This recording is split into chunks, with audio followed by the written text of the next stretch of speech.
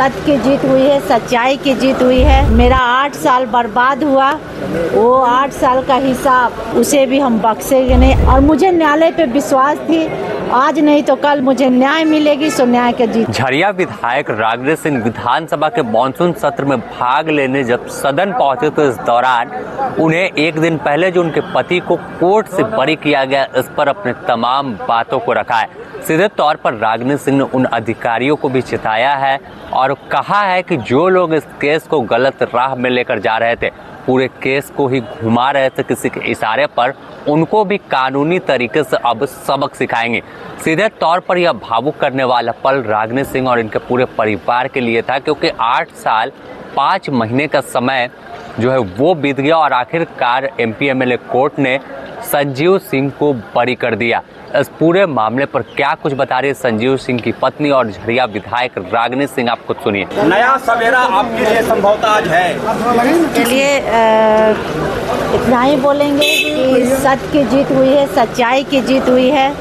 और साथ ही साथ कष्ट भी है कि जो मेरा 8 साल बर्बाद हुआ, वो 8 साल का हिसाब जिन जिन लोगों ने झूठे केस में, जो षड्यंत्रकारी है, जो अधिकारी है, उसे भी हम बख्शेंगे नहीं। आज के बाद मेरा एक ही उद्देश्य रहेगा, उस सारे लोगों को उस जगह पर पहुंचाएंगे, तभी उनको महसूस होगा कि घर और परिवार से दूरी करने में क्या तकलीफ होता है।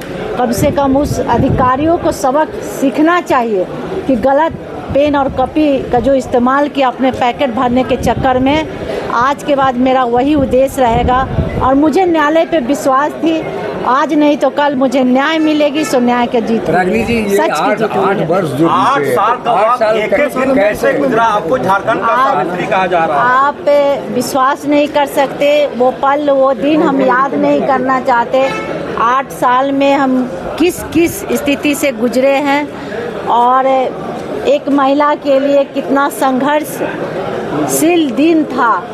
लेकिन कहीं ना कहीं प्रभु और माता रानी मुझ में इतना शक्ति दी कि ऐसे लोगों से मुंह तोड़ जवाब दिया। और मेरे साथ पूरे कोयलांचल और खास करके धनबाद की जनता, हमारे सभी लोग एकजुट होकर इस लड़ाई में खड़े रहे, क्योंकि सबका विश्वास सिंह मेंशन परिवार और विधायक जी पे।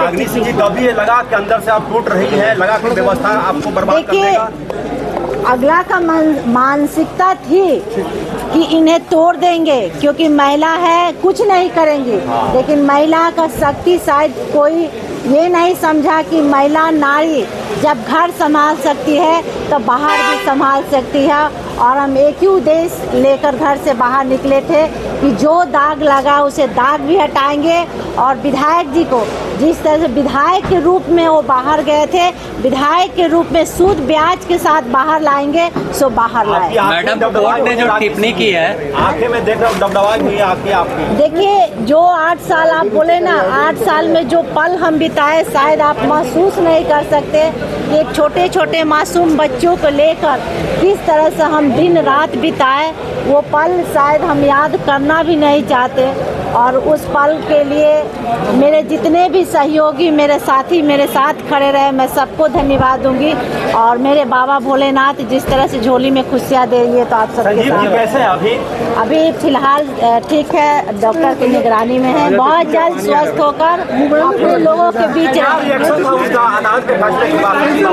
लेकिन न्याय पे भरोसा था और सत्य की जीत थी और सच्चाई की जीत एक दिन होनी थी। और ऐसे विधायक जो आत्मसमर्पण किए, किसी के तरफ भगोड़ा नहीं थे। और एक भी केस, ये केस के बाद आप देख लीजिए कि आज के बाद कोई भी पिछला पन्ना उठा कर दीजिए, एक भी केस उन पे नहीं था।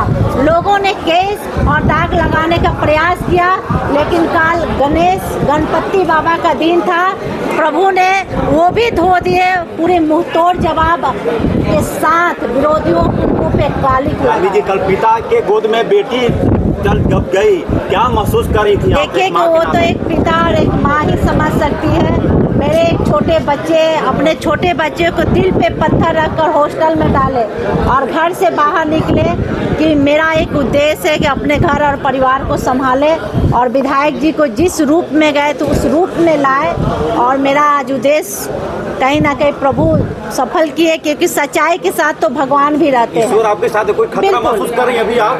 देखिए, खतरा क्या, जिसके साथ साक्षात भगवान हो उसके साथ खतरा क्या, प्रभु सब कुछ मनौती क्या, प्रभु सब कुछ जानते हैं। तो जिस तरह से देखें तो नीरज सिंह जो डिप्टी मेयर थे, उनकी हत्या 2017 में हुई थी। उसके बाद इनका आरोप जो हत्याकांड का था यूपी के शूटर के साथ, इसमें जो संजीव सिंह थे वहाँ के पूर्व विधायक, उन पर लगा था, और इसके बाद उन्होंने आत्मसमर्पण सरायडेला थाने में कर दिया था।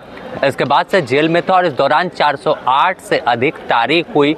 8 साल 5 महीने का समय बीता, और आखिरकार कोर्ट का फैसला आया कि संजीव सिंह बरी होते हैं साक्ष्य के अभाव में। ऐसे में किसी भी परिवार के लिए यह सबसे बड़ा पल था कि 8 साल के बाद उनका पति, किसी के पिता और किसी का भाई अपने घर पहुंचा है। ऐसे अभी यह लड़ाई काफ़ी बाकी है, क्योंकि हो सकता है कि पूर्णिमा नीरज सिंह इस मामले को उच्च अदालत में चुनौती दे। लेकिन फिलहाल जिस तरह से रागिनी सिंह ने तमाम टॉपिक पर, तमाम बिंदुओं पर बात रखी है, आप खुद सुना कि क्या कुछ वह बता रहे थे।